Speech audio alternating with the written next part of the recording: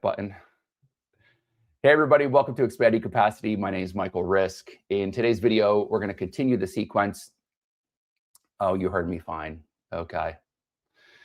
All right. Well, I think Jenna's just used to having my, my actual mic working and it's clearer audio, but okay. All right. Nonetheless, let's go through it. We'll have a good time and sorry for the inconvenience. All right.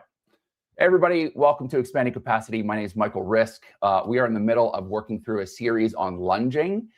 And today we're focusing specifically on the neck. And so the neck is a part of the body that's often not very considered with lower body exercises. I put that in quotes because the brain doesn't understand upper body or lower body. It just knows we have one body and it performs tasks, right? Tasks that are inherently valuable. So from here, what we're going to do is we're going to go through just a few deep breaths just to ground ourselves. Then we're going to get up. We're going to do some litmus tests. And then from there, we're going to do something productive with our neck. We'll come back and just see how it all worked. All right. So let's go a few deep breaths.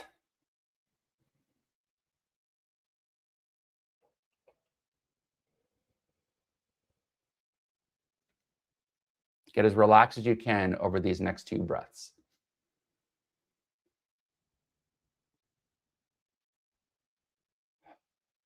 The mind can wander, rest the body.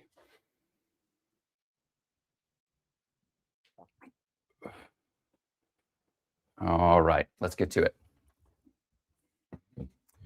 Okay, so let's start with a posture scan.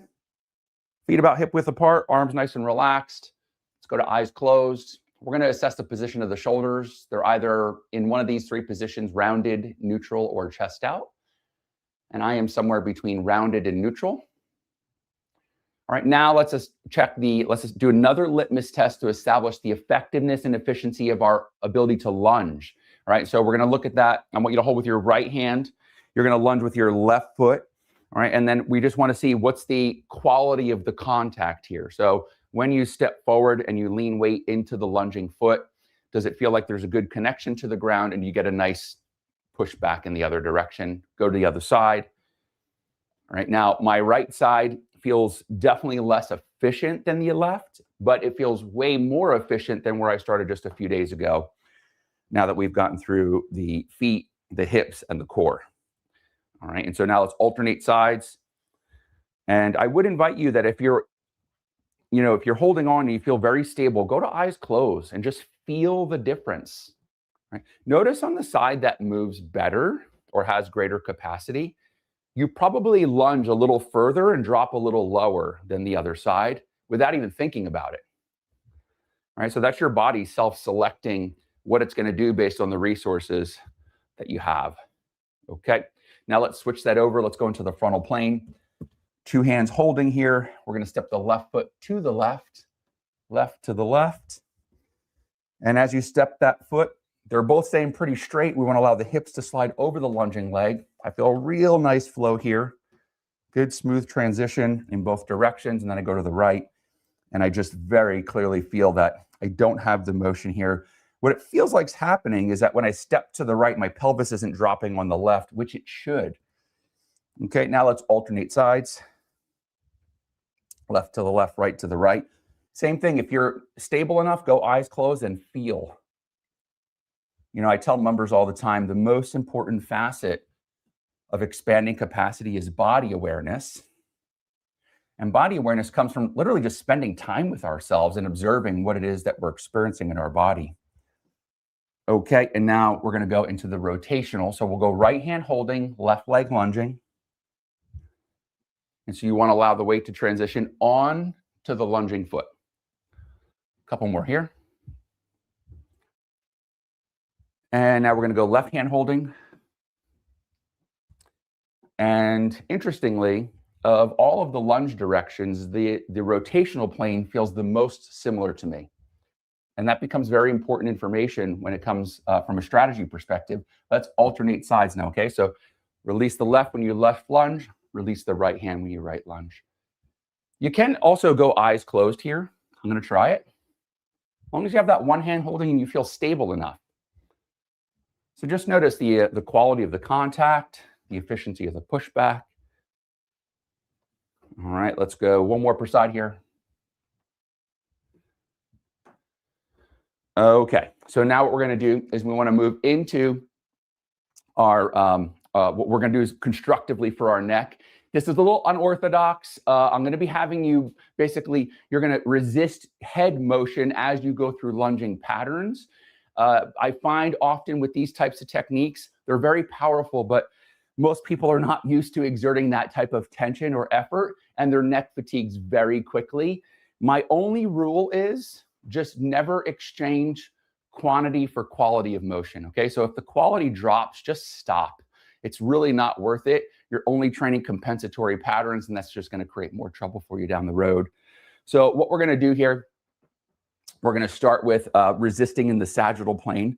What that means is you're going to place your hand basically on the top of your head, just like this, but you can see I'm gripping the back of my head. So my fingers are really kind of going to help to resist the movement, because what's going to happen is as I lunge, I'm going to try to lift my chin up, but I'm using my fingers and my hands and even my arm, because my arm is gripping my head. My head's kind of in a bit of a vice grip with my arm here. I'm using my whole arm to resist the chin lifting. Now, of course, you're resisting yourself. So you want to give yourself something a little bit to work against, but you also want to let yourself win, right? Allow yourself to go through the range, but just make sure it's resisted range, okay? That's the magic of the whole thing. We'll do 10 repetitions, and then we'll pause on the 10th one, and then we're going to pulse, just, okay? So let's go left hand holding, because we're going to start with a left leg lunge. Let's go right hand on top of the head like I just showed you. And now what we're going to do is you're going to, ready, just watch this one, watch. I'm going to take the lunge forward, and I'm going to lift the chin. And at the same time, I'm just going to resist with my right arm. So this does not have to be aggressive. Just take your time. No rush here. 5. So you're trying to lift the chin, but your right arm is resisting that movement. It's giving you something to work against. It's just like lifting weights. Okay, we're going to go one more and hold. Okay, now stay there. Now we're going to pulse. Pulse. And you'll notice every time I lift my chin, my back heel's popping up naturally. That's okay. I'm not trying to make that happen. Just let whatever wants to happen in your body, just let it all move. And let's go for 3 more here. Lift, 2, 1. Now, if you're already feeling some fatigue, like I am, because I'm resisting myself too much, just back off a little bit so you have the staying power to get through this routine. So now we're going to go right hand holding. We're going to do a right leg lunge, but let's first get our left hand over the top of the head. So make sure the fingers are gripping. The arm, you're in that kind of vice grip feel. You're just going to take a gentle forward right lunge. You're going to lift the chin and resist the lifting of the chin with your left arm. Just like that. I'm a little sweaty, so it's like a slippery little sucker up there. Let's call that 7. I'm not very good at counting. 9. Hold. Okay, ready? Pulse. 9, 8, 7, 6, 5. Resist the lift. 4. Okay, so I definitely got the neck fatigue, but where I'm really feeling that personally is in my left wrist. Feels like a little weak. I was having a harder time gripping there. All right, so now what we're going to do is let's move into the frontal plane. And we're going to start by lunging our left foot to the left, right? You're going to use your right hand. Let me just get close for this. You're going to place it on your cheekbone, so right about here. Okay, so I'll just give you the side view, just like that. All right, so, and then what's going to happen is as you lunge the one way, you're going to bend in the complementary direction, but you're going to resist the bending. All right, so let me just give you one quick demo, and then I'd love for you just to hop in with me for 10 reps, okay? So I'm going to take the lunge. I'm going to do this in slow motion so you can get a sense of what's happening. I'm going to take the lunge. As my foot collapses and my hips start sliding, I'm going to start applying that pressure with my head, but I'm obviously also resisting myself, just like that, and then I spring back to the start, okay? So let's do it to it. We're going to go nice and easy. You know, I always tell my clients, speed is a progression, not a starting point. moving faster doesn't help anymore. Getting the proper motion, like knowing the motion that you're actually going for, is the most important thing. Okay, so you are resisting your head bending to the right as you lunge to the left with your right hand. So you're resisting the head bending to the right with your right hand. Of course, you let yourself win. Let's call that 9. One more here. We're going to hold. Ready? Pulse. 9, 8. Make sure you're giving yourself enough resistance to feel some stimulus, but not so much that you're fatigued. But I'm getting pretty close to my threshold here. 3, 2, 1. Woo! Definitely feeling that. Okay, now I know in this other direction is going to be much more difficult for me because of my broken neck. All right, so same thing. Hand's just going to be, heel of the hand is basically along like the cheekbone, right? Just like that, and the hand's just resting on top. All right, so right hand's going to hold. We're going to lunge to the right and push to the left with the head while the hand resists. Ready? So let's go for 10. 10, 9, 8. And of course, feel free to adjust your hand. Actually, I just moved my hand off of my cheekbone and more up toward my temple, like the top side of my head, because that's actually a better resistance. When I position my hand there, I can give myself better resistance. So let's go a couple more here. And hold. Okay, ready? Now pulse. Okay, this is where you're probably really going to start to feel the neck fire up. If you're not feeling any fatigue, create a little more resistance. If you're feeling too much, just let up a little bit. 8, 9, 10. Got a nice crack there. Okay, so now what we're going to do is we're going to go into the rotational plane. This is the one where we'll actually go hand on the cheekbone. The other one, like I said, I was probably up a little bit higher. Sorry about that. So you're going to go hand on the cheekbone, and then as you do your rotational lunge, right, you're going to resist your head turning and looking toward the lunging side. Okay, so let's go right hand holding. I'll give you one demo here. All right, hand on the cheekbone. I'm going to take the lunge. I'm going to start to resist with my left hand, my head turning to the left. So I'm just making it hard for myself to look back, and then I come back. So you ready? Let's do it. So we go 10, 9, take your time, 8.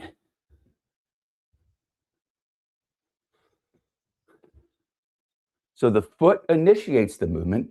You lunge first, and then the head follows. So the sequence is important. Let's go a couple more here. I'm definitely giving myself probably a little too much resistance. I'm getting very fatigued. Hold that. Now ready? We're going to pulse. So you're trying to look over your left shoulder, but your left hand says, not so easy. Okay, 5 more. 4, 3, 2, 1. This just reminds me of a quote that I love telling my coaching clients, that obstacles don't block the path, they are the path. Of course, in this instance, we are our own obstacle, but for our own benefit, right? No challenge, no change. So we're going to go left hand holding, right hand's going to be on the cheekbone. You're going to do a right leg rotational lunge going back to the right, resisting the head looking to the right.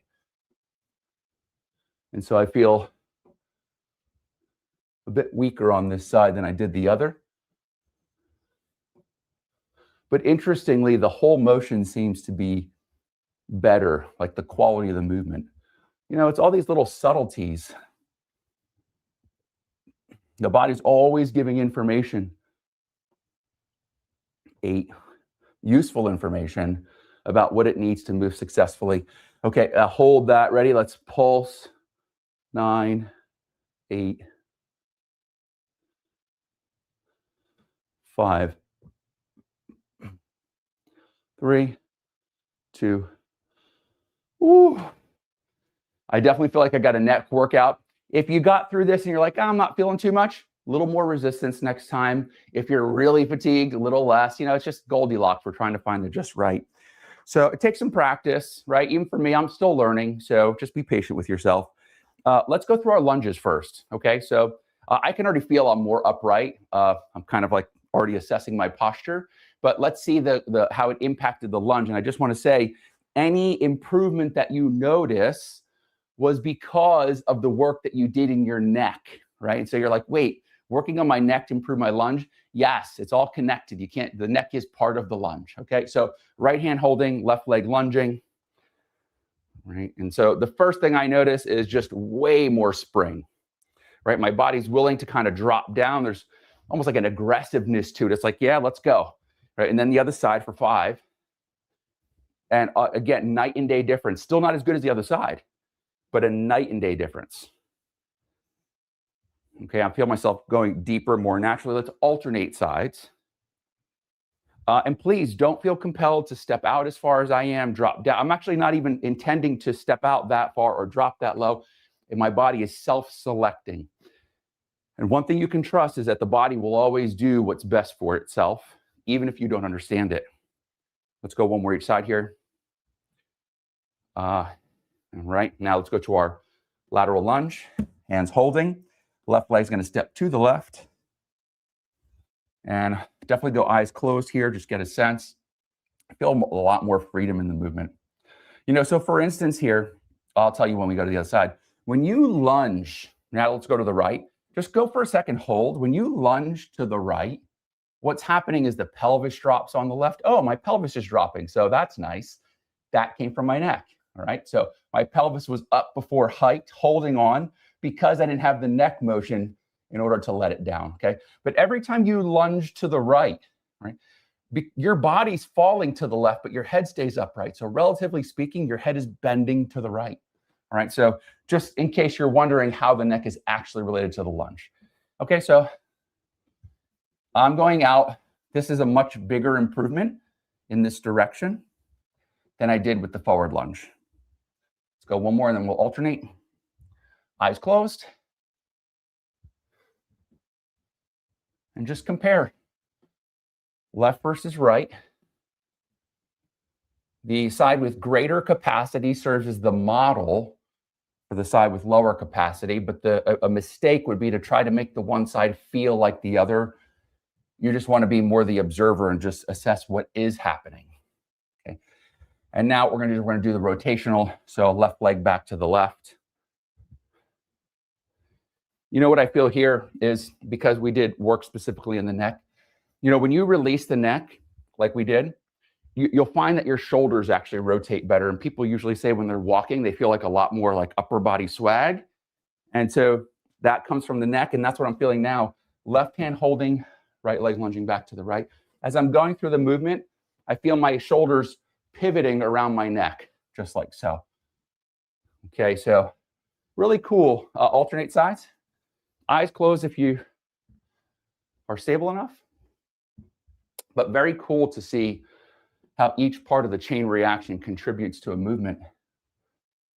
Some techniques that we did this week in the feet help me move better in one plane. Some in the hips help me move better in another plane. So we just want to make sure that we address everything. Okay, last thing here is going to be our posture scan. Let's go feet in the regular position, neutral, all right? I'm very chest out now, right? All the way at the other end of the spectrum. Let's take 3 deep breaths, one for mind, one for body, one for spirit. And we're going to have our little mantra between each breath. Rest is my natural state. So ready? 1 breath for mind.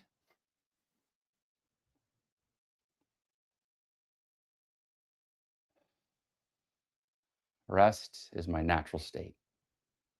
1 for body.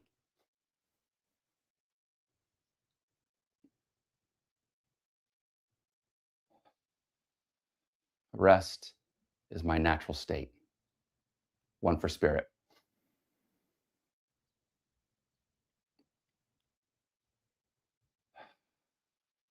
Rest is my natural state.